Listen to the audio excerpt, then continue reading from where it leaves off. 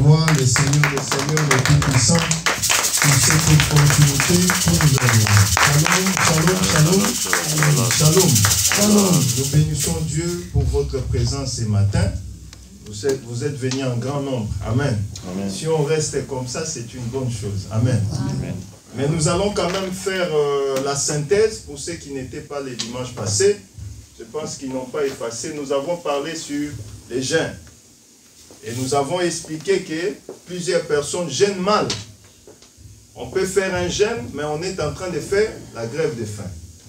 Nous avons dit qu'on a au total 7 types de jeûnes.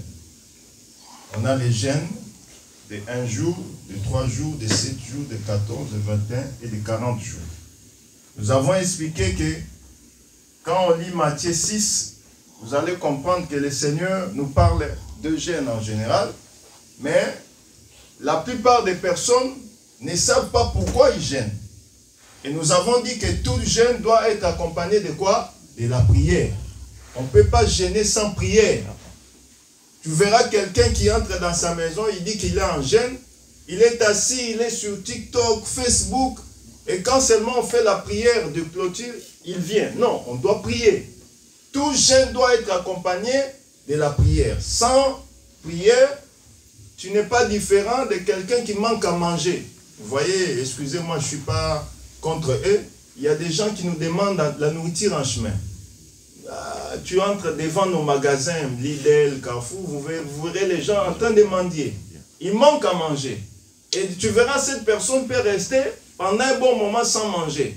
Et on n'est pas différent si on ne mélange pas les jeûnes avec la prière. Donc tout jeûne doit être accompagné de la prière. Et on avait dit ceci que tous les différents types de jeûnes ont une signification. On ne peut pas jeûner 2 jours. Non, moi je suis entré en jeûne de 2 jours. Ça n'existe pas. Dans la Bible, nous avons vu que nos prédécesseurs, parce que si nous jeûnons aujourd'hui, il y a eu des frères et sœurs qui ont jeûné avant nous, des apôtres, qui sont des juifs. Esther a jeûné 3 jours pour demander que la vie soit donnée, parce qu'on devait les exterminer. Donc quand on parle de jeûne de 3 jours, c'est les jeûnes de quoi? De la vie. C'est pourquoi nous avons dit que les jeûnes de 3 jours, c'est la vie, c'est la résurrection. Et les jeûnes de 1 jour, c'est pour demander grâce à Dieu. Est-ce que je me fais comprendre? Tu as péché. Quelqu'un t'a scandalisé, tu l'as insulté. Alors pour demander grâce à Dieu, il faut faire un jeûne de pardon. 1 jour, c'est les jeûnes souvent de pardon pour demander que le Seigneur te fasse grâce, miséricorde. C'est les jeûnes de 1 jour. Or, si tu as un problème quelconque et tu veux que le Seigneur puisse te donner la vie à ces problèmes, tu peux faire les jeûnes de 3 jours ou soit les jeûnes de 7 jours. Parce que les jeûnes de 7 jours, c'est aussi les jeûnes de la vie. Parce que vous allez voir que notre frère David, il avait l'enfant qui était décédé et qui était malade. Alors, il est allé en jeûne. Et le 7e jour, l'enfant est décédé. Alors, il s'est levé et il a commencé à louer Dieu. Ils ont dit, mais l'enfant était malade. Le roi était en train de pleurer. Et l'enfant est mort. Le roi s'est levé, il s'est bien baigné, il s'est parfumé, il est en train d'adorer Dieu. Or, le souci de David était que l'enfant puisse être guéri, quoi. Mais le Seigneur l'a répondu par la mort. Or, c'est une réponse. Donc, vous devez comprendre que la volonté de Dieu est que son fils ou sa fille puisse être bien. Si une maladie t'amène dans des dépenses, parce qu'aujourd'hui aussi, tu verras quelqu'un qui est à l'hôpital, vous ne faites que dépenser, dépenser, dépenser.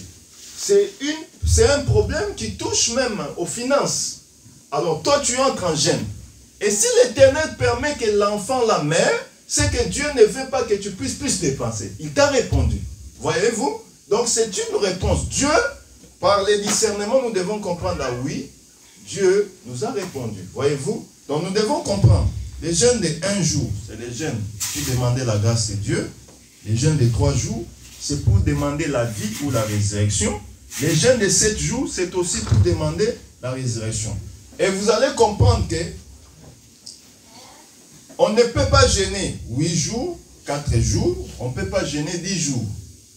Et souvent, les jeûnes de 40 jours, nous avons dit, il y a combien de personnes qui l'ont fait? Il y a qui? Voilà. Ça, même moi, votre pasteur, je ne peux pas faire cela. Je ne peux pas mentir. On est devant les saints. C'est difficile. Moïse l'a fait, Élie et Jésus. Aucun pasteur sur terre n'a fait les jeûnes de 40 jours. Même s'il a l'onction, il ne pourra pas. Nous avons vu sur la télé, Facebook, un pasteur sud-africain qui est parti. On est allé le trouver, il est déjà devenu carbonisé comme ça, la bouche ouverte. Mort. Parce qu'il a essayé de faire. Et nous devons dire que, nous devons savoir, les jeunes doivent être aussi stimulés par l'esprit. Tu ne peux pas te réveiller le matin, moi je vais jeûner. Non. Il faut qu'il y ait la charge, une conviction. Car tout ce qui est sujet de, tout ce qui n'est pas sujet de conviction est quoi? Péché. Il faut que le Seigneur te convainque. Alors vous allez remarquer, les disciples ont posé la question à Jésus. Mais pourquoi? Et les gens ont posé la question, mais pourquoi tes disciples ne jeûnent-ils pas? Il a dit, parce que le mari est là. Or, le mari n'est plus. Donc nous aussi, comme le mari n'est plus, nous devons jeûner. Jésus n'est pas présentement avec nous, il est parti. C'est pourquoi nous devons jeûner, pardon. Mais à son vivant avec ses disciples, les disciples n'avaient pas jeûné parce que le véritable jeûne était avec eux. Jésus étant sur la terre, il était un Dieu qui est en jeûne parce qu'il a enlevé son trône, toute sa gloire, il est en train de marcher dépourvu de son trône. Voyez-vous, c'est comme un jeûne. Mais quand il est retourné dans le trône, maintenant les disciples vont jeûner. Alors, nous avons dit qu'il y a plusieurs types de jeûnes et que les jeûnes, il faut qu'il y ait un souci, une charge. Et tout jeûne doit être accompagné de la prière. Ça, c'était un peu pour vous donner un peu la pensée de ce qui était dit la semaine passée. Nous allons expliquer en détail dans les jours qui viennent chaque différent type de jeûne et qui ont jeûné les jeûnes d'1 jour, les jeûnes de 3 jours, les jeûnes de 7 jours, les jeûnes de 14 jours, les jeûnes de 3 jours, de 21 jours, ainsi de suite. On va expliquer cela en détail. Mais pour ce matin, nous allons parler sur quelque chose. Prenons nos Bibles, s'il vous plaît. Nous sommes dans les livres des Juges. Juge 11, on va nous lire les versets 32.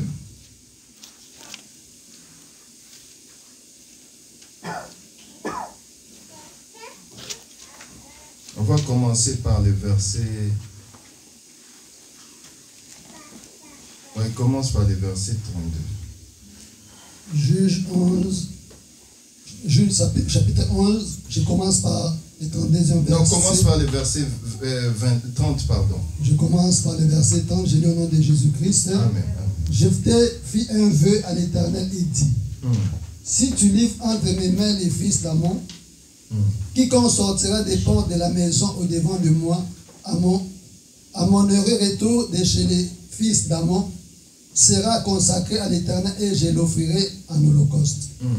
Jephthé marcha contre les fils d'Amon et l'Éternel les livra entre ses mains. Il a fait éprouver une très grande défaite depuis Aroer jusqu'à Minip, espace qui renfermait 20 villes, et jusqu'à Bel-Kéramim.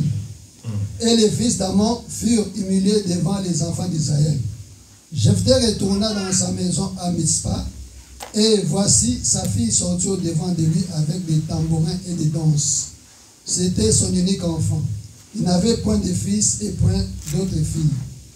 Dès qu'il la vit, il déchira ses vêtements et dit, ah, ma fille, tu me jettes dans l'abattement, tu es au nombre de ceux qui me troublent. J'ai fait un vœu à l'Éternel et je ne puis le révoquer. Elle lui dit, mon père, si tu as fait un vœu à l'Éternel, traite-moi selon ce qui est sorti de ta bouche. Maintenant que l'Éternel t'a vengé de tes ennemis, des fils d'Amon. Elle dit à son père, que ceci me soit accordé, laisse-moi libre pendant 2 mois, je m'en irai, je descendrai dans les montagnes et je pleurerai ma virginité avec mes compagnes. Il répondit. On peut se limiter là. Que le Seigneur ajoute de la bénédiction à la lecture de la parole. C'est un peu les thèmes que nous avons balancés sur les nets, que nous allons essayer de parler. C'est un gros thème qu'on ne peut pas finir avec peu de minutes que nous avons. Mais je vais quand même introduire pour que nous puissions aussi avoir un peu une bénédiction, pas un peu, avoir la bénédiction en ce jour d'aujourd'hui.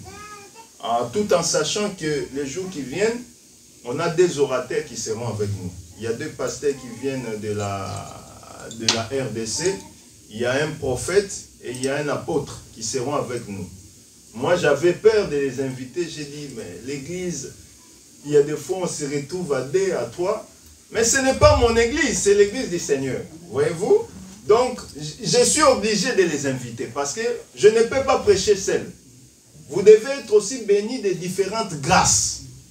Voyez-vous? C'est pourquoi, le dimanche prochain, nous allons commencer avec les prophètes qui pourra aussi aller avec nous selon la grâce du Seigneur. Et ensuite, vers la fin, on pourra être avec l'apôtre Clément qui va aussi nous enseigner pour profiter aussi, bénéficier de la grâce apostolale. Mais remarquez ceci. Il y avait un homme qui s'est nommé Jephthé. C'est la période des juges.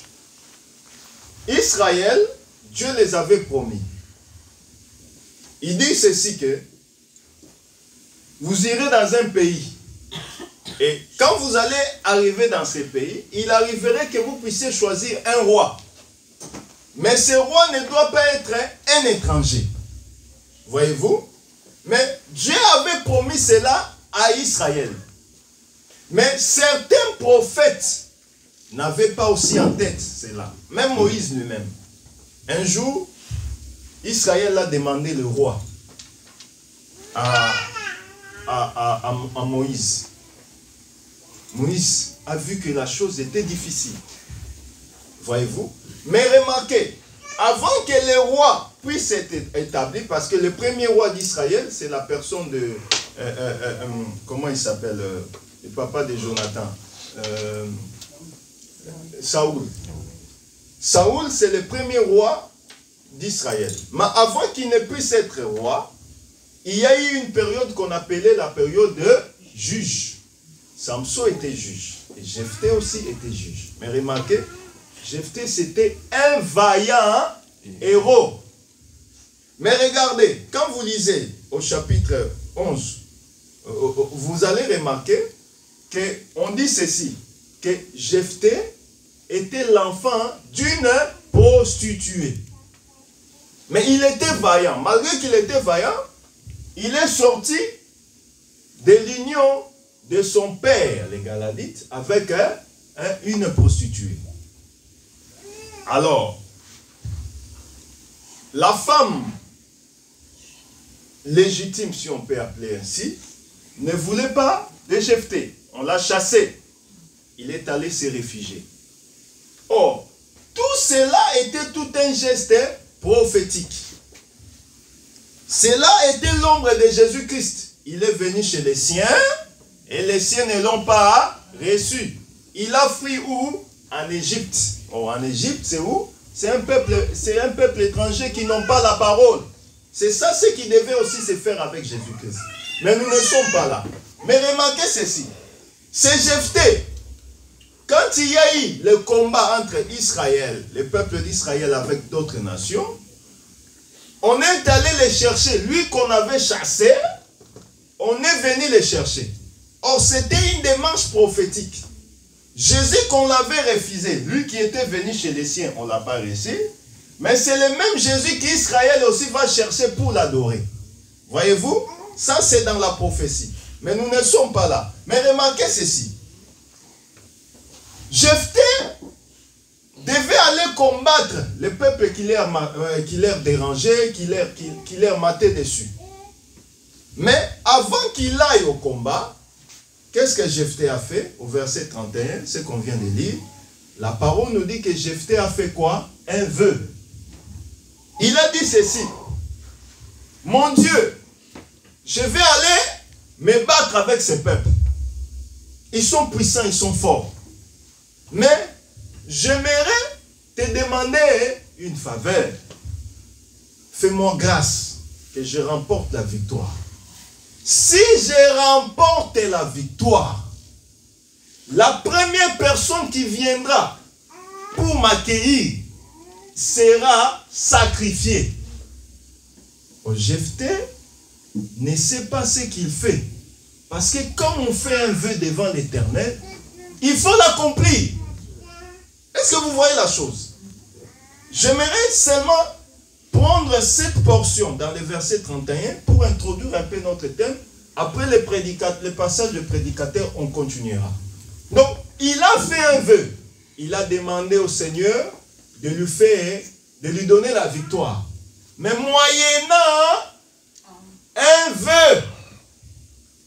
Moyennant un vœu d'abord, c'est quoi? Vous êtes là, il y a trop de Françaises et de Français ici. Hein? Un vœu, c'est quoi? C'est une promesse, un engagement qu'on fait à la divinité. Quand on fait un engagement, une promesse, on le fait à Dieu, ce n'est pas un engagement comme tout autre. Ça devient un vœu. Parce que tu ne l'as pas fait à une personne quelconque, tu l'as fait à qui? À Dieu. Est-ce que je me fais comprendre? Donc, le vœu, c'est une promesse qu'on fait à Dieu. Or, l'Écriture nous dit, il y a plusieurs Écritures, on peut prendre. Papa Bémi peut nous aider. Regardez l'air, s'il vous plaît, pour que nous ne puissions pas tomber dans l'erreur de passer le temps. Prends Ecclésiaste 5, verset 4, jusqu'au verset 8. Il faut avoir un cahier pour écrire. Ça va vous aider dans le futur. Sans calepin, tu peux oublier. Tu n'es pas à l'ordinateur. Même l'ordinateur peut avoir des virus. Il faut toujours écrire, s'il vous plaît. Ecclésiaste 5. Verset 4, s'il vous plaît, jusqu'à verset 8. Prends seulement le verset 4. Mieux vaut pour toi. Lorsque tu as fait un vœu à Dieu, ne tarde pas à l'accomplir, car il n'aime pas les insensés. Accomplis le vœu que tu as fait. Prends aussi Nombre 30, verset 2. Nombre 30, verset 2. C'est juste pour prendre des témoins, pour que la prédication soit bien enracinée pour la gloire de Jésus. Lorsqu'un homme fera un vœu à l'Éternel, ou un serment pour se lier par un engagement, il ne violera point sa parole, il agira selon tout ce qui est sorti de sa bouche. Amen. Voyez-vous? Donc, Dieu avait déjà arrangé ces choses. Il a dit ceci, que lorsqu'on fait un vœu, il faut quoi? L'accomplir. Voyez-vous? Et Jephthé avait la connaissance de la chose. Or, Jephthé est allé en bataille. Arrivé dans la bataille, il a eu la victoire. En ayant la victoire, il revient avec toute la gloire. Vous savez, quand vous avez gagné, même quand David avait gagné Goliath, il y a les femmes qui chantaient. Ah, David a tué 1000, et Saoul a tué 1000. David a tué 10 000. Tu viens avec tout orgueil. Ah, moi je suis fort. C'est moi le vaillant. Mais il oublie qu'il avait fait quoi? Un vœu. Alors, sa femme aussi à la maison et sa fille qui était là, ils ont entendu que leur papa, le vaillant héros, est revenu. C'est la joie, non? Vous savez, les femmes. Ah, mon mari. Eh, mon mari, il a vaincu. Ah, nous, on sera heureux. On sera même les puissants encore. Voyez-vous, c'est la joie. Mais, la femme ne savait pas, ni l'enfant ne savait pas que son père avait fait quoi? Un vœu. La fille sort. Ah, mon papa, tu es un héros. Mais quand le papa fait le câlin seulement à sa fille, ah, ma fille, comment tu peux me faire ça vraiment? L'enfant ne sait pas. Mais elle écoute maintenant ce que son père dit. Comment tu peux me faire ça? Tu es parmi les gens qui font mon malheur. Parce Jephthé avait qu'un seul et unique enfant. Une seule fille. Et cette fille était vierge. Qui n'a pas connu d'homme. Ça, la signification. C'est important. Nous allons en parler. Mais remarquez, la fille a fait quelque chose de bon pour accueillir son père. Mais son père avait fait un vœu à l'Éternel. La personne qui viendra en premier sera sacrifiée. Je vais le mettre en holocauste. Or, en Israël, il y a plusieurs types d'offrandes. Il y a l'offrande qu'on appelle les sacrifices. Et il y a l'offrande qu'on appelle holocauste. Quand on parle de l'holocauste, nous devons comprendre que c'est l'offrande qui est brûlée, qui est passée au feu. Nous allons parler des offrandes. Nous expliquerons cela parce que notre devoir est d'enseigner le peuple, au moins qu'il puisse avoir la connaissance. Comme l'Écriture le dit, vers le soir, la connaissance augmentera. Quand on parle d'holocauste, c'est différent d'un sacrifice. Offrande qu'on appelle holocauste et offrande qu'on appelle sacrifice, c'est des offrandes différentes. Holocauste, c'est l'offrande qu'on donne à Dieu pour que ça soit brûlé et devenir quoi? La cendre. Or, Jephthé a dit, la personne qui sortira, je vais l'offrir en quoi? En holocauste. C'est-à-dire, je vais brûler la personne pour qu'elle soit devenue la cendre. Est-ce que vous comprenez? Est-ce que je me fais comprendre? Donc, on doit sacrifier la personne qui va venir. Remarquez que la personne qui vient, c'est qui? Sa fille. Oh, Jephthé, comme instruction, nous voulons dire ceci, que quand on fait un vœu, même si le vœu peut venir de n'importe quelle façon, il faut toujours l'accomplir, parce que tu ne l'as pas fait à un homme, tu l'as fait à Dieu. Jephthé pouvait aussi se dire, ah, ma propre fille, ma fille unique, je n'ai pas d'autre enfant. Non, Dieu, excuse-moi, je ne suis pas obligé de sacrifier mon enfant. Mais comme il sait que le vœu est fait à un Dieu puissant qui lui a donné la victoire, il est obligé de l'accomplir. Parce qu'il n'est pas accompli le vœu qu'on a fait à Dieu, sache que le vœu qu'on n'accomplit pas apporte quoi? La mort. Il y a beaucoup de témoins. Nous sommes dans la parole. Il y a Ananias et Saphira qui avaient aussi fait le vœu à l'Éternel. Ils ont fait le vœu, quand ils vont vendre leurs parcelles, ils vont amener l'argent où? À l'église. Ils ont vendu la parcelle. La femme a dit, hey, l'argent vraiment que tu vois beaucoup comme ça, tu veux l'amener à l'église? Les apôtres vont utiliser cela. Non, donnons un peu, cachons un peu. Oh, ils n'avaient pas fait le vœu à Dieu, à une personne, aux apôtres. Ils ont fait le vœu à qui? À Dieu. Ils ont caché. Au lieu de cacher chez Dieu, ils ont caché chez les apôtres. Oh, les apôtres, ce sont des hommes. Mais Dieu a vu. On les a demandé, il n'y a que ça? Oui, il n'y a que ça. Ça ne marche pas. On a seulement vendu comme ça, les peu qu'on a seulement ça. On a mené, tu sais qu'on aime Dieu, on a mené. Ah bon? Tu es sûr? Oui, on est vraiment 100%, 200% même sûr. À ce moment, vous mentez à Dieu, vous avez fait le vœu à Dieu, vous mentez à Dieu. La mort, direct. La personne qui était venue en premier, l'homme, et la femme ne savait pas. La femme vient, ah, vous avez vendu la part? Oui, ah, mais ça n'a pas marché, on a souffert, moi et mon mari. Il ne savait pas que le mari était déjà mort.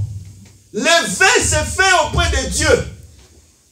Oh, quand on fait un vœu à Dieu, il faut qu'on l'accomplisse parce qu'on ne le fait pas à un homme. Nous avons cru à Dieu, nous n'avons pas cru à un homme. C'est que le problème est aujourd'hui avec nous les bien-aimés, c'est que nous voyons les hommes au lieu de voir Dieu. Ananias ont fait un vœu à Dieu Mais eux, ils ont menti aux apôtres. Bon, les apôtres, ce sont les serviteurs du Seigneur. Quand tu fais un vœu, tu le fais à Dieu, tu ne le fais pas à un homme. C'est pourquoi le bien-aimé Salomon dit à Ecclésiaste, vaut mieux pour toi de ne pas le faire et de le faire, de ne pas l'accomplir. Parce que ne pas accomplir le vœu, c'est acheter sa mort.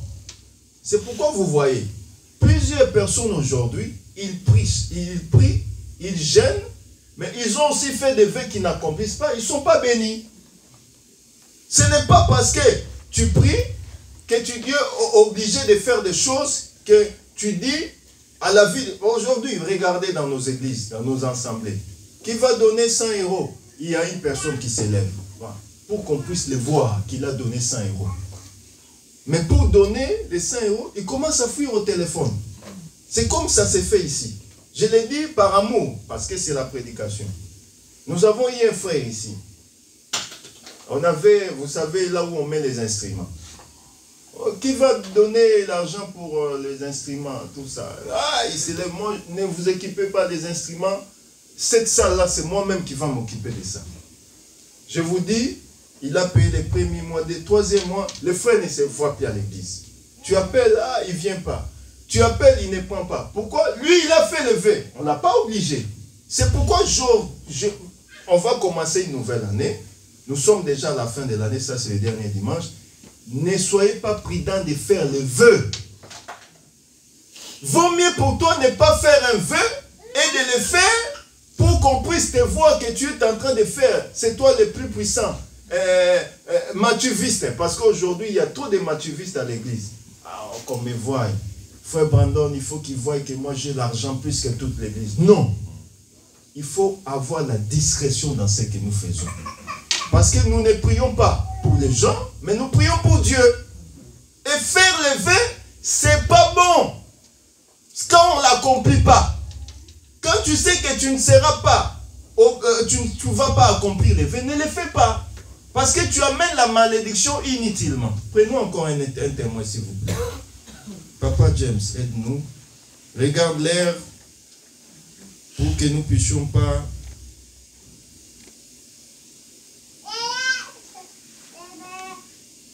Prenons psaume...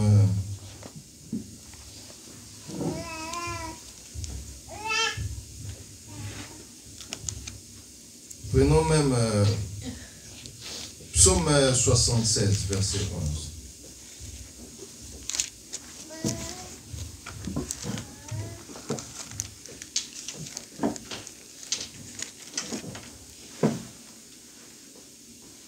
Je loue notre Seigneur Jésus-Christ. Faites de vers l'Éternel votre Dieu et accomplissez-les, que tous ceux qui l'environnent apportent des dons au Dieu terrible. Prends aussi Ecclésiaste 5, verset 4. Ça, nous avons Ecclésiaste 5, 5.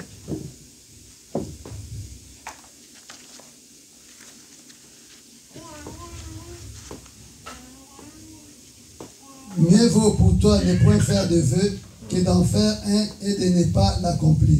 Voilà, les derniers versets, Jonas 2, verset 9.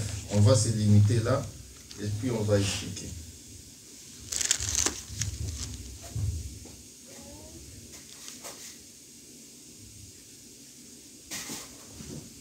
Jonas 2, verset 9. Jonas 2, verset 9. Pour moi, je t'offrirai des sacrifices avec un cri d'action de grâce. J'accomplirai les vœux que j'ai faits. Le salut vient de l'Éternel. On peut se limiter là. Remarquez ceci. Jonas a fait un vœu à l'Éternel. Mais son souci était d'arriver. Dieu voulait qu'il puisse aller à Ninive. Mais remarquez ceci. Il est allé dans la barque ou dans les bateaux. Il a changé de destination. Voyez-vous? Dieu a fait de son mieux pour qu'il puisse retourner où il avait envoyé. Et pendant qu'il était dans le ventre du poisson, Parce qu'il y a même la confusion aujourd'hui. Hein. Les gens disent que les poissons là, c'était les dauphins, ainsi de suite. Ils ne savent pas. Est-ce qu'un dauphin peut avaler une personne? Dans la logique. Hein? Est-ce qu'un dauphin peut avaler une personne? Papa Achille. Je ne pense pas. Donc, il y a un peu les débats entre les ministres concernant. On va en parler sur les poissons qui avaient avalé Jonas. C'est dans la parole. Parce que dans la réalité, un dauphin ne peut pas avaler une personne. Mais les gens disent que non, non c'est la baleine. Non, même pas la baleine. Mais remarquez, on l'a avalé, la Bible a seulement dit poisson. Mais les prophètes ont expliqué ces poissons-là. C'est dans les écrits. Remarquez ceci. Et pendant qu'il était dans le ventre du poisson, il a dit que, Seigneur, je sais que j'ai mal fait, j'ai mal agi. Mais j'accomplirai les vœux que j'ai fait à toi. Donc, le fait de ne pas accomplir les vœux, ça amène quoi? La mort. C'est pourquoi nous exhortons le peuple de Dieu à ne pas être pressé, à ne pas se précipiter à faire le vœu, pendant que tu sais que tu ne vas pas l'accomplir. Si tu sais que tu ne vas pas accomplir le vœu, ne le fais pas. Et quand tu fais un vœu, tu ne le fais pas à un homme, tu le fais à Dieu. C'est pourquoi cette personne de Jephthé a crié, ah ma fille, tu es de ces gens-là qui me rendent malheureux. Parce qu'il sait qu'il ne peut pas effacer ce qu'il avait fait à Dieu. Il a demandé que Dieu lui donne la victoire. Et Dieu lui a donné cette victoire. Et il ne peut pas faire autrement. Il doit sacrifier même sa propre fille. Dans la doctrine, quand on fait un vœu, par exemple, je prends un exemple. Tu dis, Seigneur, je fais un vœu. Si tu me donnes, par exemple, les boulots, par exemple, moi, je vais commencer à soutenir l'œuvre de Dieu, par exemple, par 10 € chaque mois. Et il arrive que, au moment où tu veux donner 10 €, on t'appelle au bled. Ah, il y a ta maman ici qui est vraiment souffrante. Il faut envoyer 10 €. Frère, sœur, mettez-vous maintenant devant ces faits accomplis. Tu vas envoyer l'argent au bled pour traiter ta maman ou tu vas donner l'argent que tu avais fait avec? Dites-moi. Shalom, frère Achille. Ça dépend de ta conviction. Ça dépend de ta conviction. Frère Brandon. Pareil. Pareil? Non, il ne faut pas être influencé par lui. Attention. Sois convaincu toi-même. Frère Salako. Maman est malade. 10 € tu dois envoyer au bled. 10 € tu dois donner le vœu que tu avais fait à l'église. Qu'est-ce que tu vas faire? Mais je vais faire le pasteur de tout faire. Il lui a dit, il va donner à Dieu. Maman, si tu n'envoies pas l'argent, c'est le problème. Hein? Tu vas donner à Dieu d'abord. C'est une très bonne réponse. Pourquoi je dis cela? Dieu est celui qui peut guérir. Tu as fait un vœu à Dieu. Dieu aussi est le médecin des médecins. Il peut te mettre devant un fait accompli. On sait que Dieu ne tente pas, mais Dieu peut aussi permettre que certaines situations arrivent dans ta vie pour aussi t'éprouver. Alors, toi, devant cette situation, tu ne vas pas regarder l'argent, mais tu vas regarder ce que tu avais parlé à Dieu. Parce que quand tu as fait le vœu, tu l'as fait à Dieu, non à l'homme. Tu diras, Seigneur, j'avais fait un vœu à toi. Je vais te le donner, malgré que ma maman est malade. Mais je sais que, comme tu sais que j'accomplis la chose, permets aussi que ma maman, là où elle est, qu'elle soit guérie. Frère, elle va être guérie. Amen. Parce que Dieu a vu que tu as obéi d'abord à ce que tu lui avais dit. Comme il est Jéhovah Rapha, ce que tu fais en ordonnant, en accomplissant la parole, en accomplissant ton vœu, va influencer aussi la guérison là où elle est. Regardez la fille. La fille avait compris la chose. La fille de Jephthé. Qu'est-ce qu'elle a dit? Oh, si tu as fait cela à Dieu, on ne peut rien. Mais laisse-moi le temps. Tu peux le lire s'il te plaît. C'est que la réponse est la fille de Jephthé. On va se limiter là parce qu'il est presque 20. Il me reste 10 minutes. 37, le verset 37. Et elle dit à son père. On commence au 36. Et il lui dit.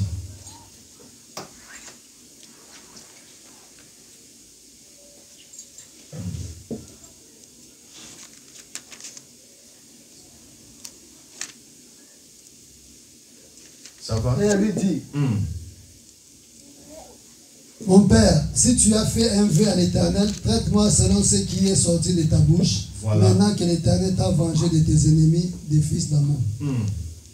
Voyez-vous, la fille a compris. Si tu as fait un vœu à l'Éternel, traite-moi. Parce qu'elle sait que cette affaire n'est pas l'affaire de son père, c'est l'affaire de celui qui l'a créé, lui et son père. Voyez-vous, c'est ce que nous devons aussi avoir. Tu peux, vous savez, le diable permet certaines choses. Tu peux faire un vœu, tu as une voiture que tu dois aller au boulot. La voiture est tombée en panne. Tu as l'argent du verre entre tes mains. Frère, tu es tenté. Mais Dieu va comprendre. Hein? Sans voiture, je ne peux pas aller au boulot. Je ne peux même pas aller à l'église. Je vais utiliser cet argent. Tu as péché. Parce que tu avais fait le vœu à l'Éternel. Voyez-vous? Donc quand on fait un vœu, on ne le fait pas à un homme. C'est pourquoi quand tu ne peux pas, ne prends pas l'engagement. Parce que cet engagement, ce n'est pas envers l'homme, c'est envers Dieu. C'est pourquoi nous martelons. Nous voulons que l'année que nous allons commencer, ne soyons pas pressés de faire les vœux inutilement. Parce que ça amène la malédiction inutilement. On est bloqué. Tu vois que ça ne marche pas parce que peut-être des vœux que tu as fait que tu n'as pas accompli. Tu te fais bloquer toi-même. Ça apporte la mort. Parce que quand tu n'accomplis pas les vœux, tu es bloqué. Tu as la mort en toi. C'est pourquoi nous vous exhortons dans l'amour du Seigneur de ne pas se précipiter de faire les vœux inutilement. Quand tu fais un vœu, sois d'abord ayez la conviction et sois aussi fidèle à accomplir ces vœux pour que ta bénédiction te suive derrière l'accomplissement de ces vœux. Si on ne le fait pas, on est maudit. C'est pourquoi je vous exhorte dans l'amour du Seigneur pour citer que Jephthé connaissait ces choses. Et il avait instruit sa maison aussi dans la chose. Or, l'enfant, le père, connaissait que cette affaire est l'affaire de Dieu. Quand on traite avec Dieu, Dieu lui-même est la solution et aussi la finalité de la chose. C'est pourquoi ne nous fions pas à nos choses que nous voyons ou à nos passions, mais fions-nous à Dieu. Quand on se confie, on se fie à Dieu, le Seigneur aussi portera aussi son regard favorable à toi. Il a donné la victoire, mais avant la victoire, il y avait un vœu qui était fait. Jephthé n'a pas regardé sa propre fille, mais il l'a accompli. Je vais prendre un dernier témoin pour chuter, parce qu'il est déjà 22. Il y a aussi notre frère, notre papa que nous aimons bien, Abraham. Dieu l'a visité. Il lui avait promis qu'il lui donnera un fils. Mais c'est le même Dieu qui vient lui demander le même fils. Abraham avait qu'un seul et unique fils, c'était Isaac. Il n'a pas dit, ah, mais Seigneur, mais maman Sarah est devenue vieille. On n'aura pas encore un autre enfant. Mais Abraham connaissait qu'il a affaire avec qui? Dieu. Il a amené son enfant jusqu'à aller l'offrir. Mais comme le Seigneur lui-même sait comment il fait les choses, pendant le chemin, l'enfant regardait. Ah, mais comment on peut aller offrir sans holocauste? Il a demandé à son père, j'ai vu les couteaux, j'ai vu j'ai vu le couteau, tout ça, c'est que tu amènes. Mais je ne vois pas l'animal. Qu'est-ce qu'il a dit? Le Seigneur pourvoira. Les seigneurs pourvoira. C'est là même nous avons vu Jéhovah Jireh. Les seigneurs pourvoira. Pour ton problème aussi, le Seigneur pourvoira. Pour tes difficultés, le Seigneur pourvoira. Mais la première des choses, c'est faire écouter d'abord Dieu. Et le reste, lui s'occupera de la chose. Mais les gens veulent se prendre à la place de Dieu. Ah Dieu, j'amène mon unique fils d'Ève, les sacrifier d'Ève.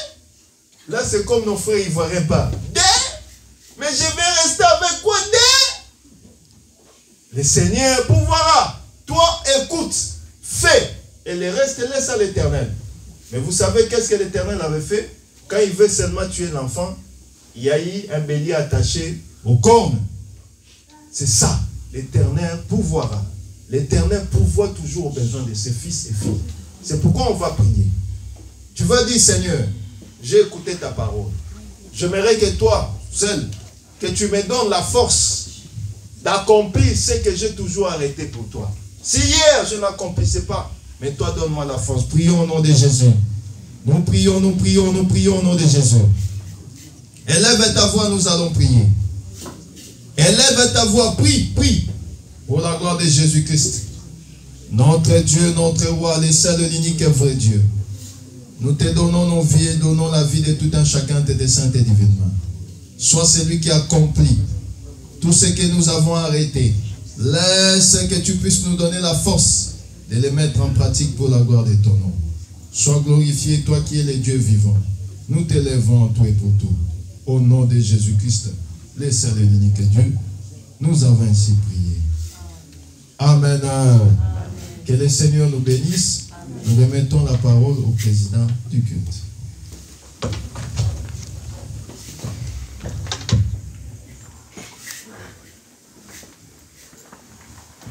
Nous acclamons notre Dieu.